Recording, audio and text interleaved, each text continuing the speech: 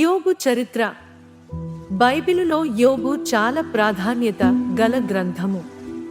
ఊజు దేశంలో యోబు అనే ఒక మనుష్యుడు నివసించేవాడు. అతడు యథార్థవంతుడును న్యాయవంతుడునే, దేవునియందు భయభక్తులు కలిగి చెడుతనమును విసర్జించినవాడు.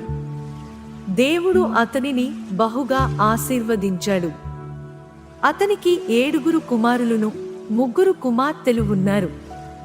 7,000 గొర్రెలు, 3,000 ఒంటెలు, 500 జతల ఎడ్లు, 500 ఆడుగాడిదలు మరియు అతనికి బహుమంది పనివారును కలిగి తూర్పు దేశంలో యోబు చాలా ధనవంతుడని ధర్మవర్తనుడని ప్రసిద్ధి చెందాడు.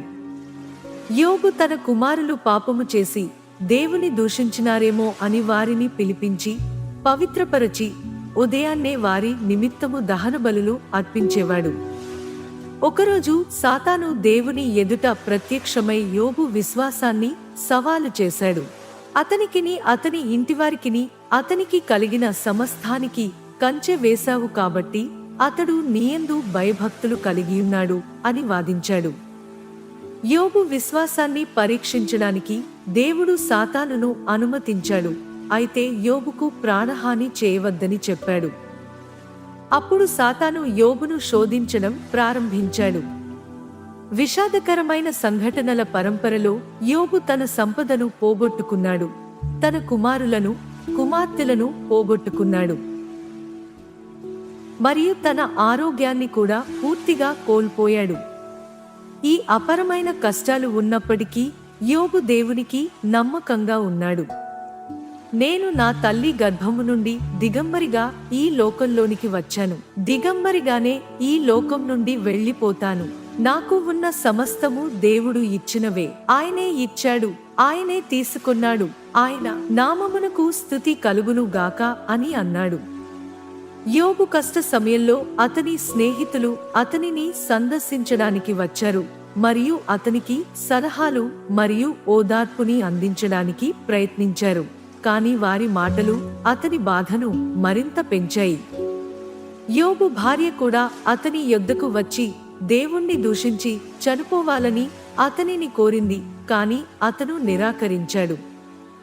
ఏ విషయంలోనూ యోబు దేవుని దూషించలేదు, తన యథార్థ ప్రవర్తనను విడిచిపెట్టలేదు, ఏ విషయంలోనూ పాపం చేయలేదు, నీతి మార్గాన్ని త్యజించలేదు.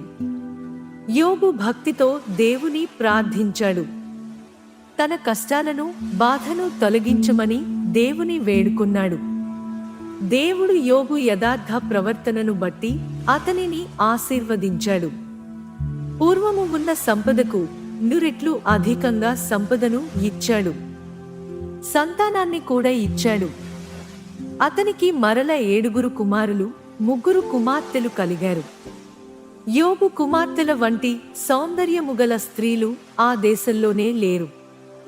దేవుడు యోబుకు 14,000 గొర్రెలను, 6,000 ఒంటెలను, 1000 జతల ఎడ్లను, 1000 ఆడుగాడిదలను ఇచ్చాడు. యోబు స్నేహితులు బంధువులు వచ్చి అతనితో కలిసి విందు ఆరగించారు. తరువాత యోబు 140 సంవత్సరాలు బ్రతికి 4 తరముల సంతానాన్ని చూశాడు. యోబు జీవితం మనకు గొప్ప మాదిరిని చూపిస్తున్నది. సుఖాలను కష్టాలను సమానంగా భావించాలని, కష్ట సమయాల్లో కూడా దేవుని నిందించరాదని, నిరీక్షణతో జీవించాలని తెలుపుతున్నది.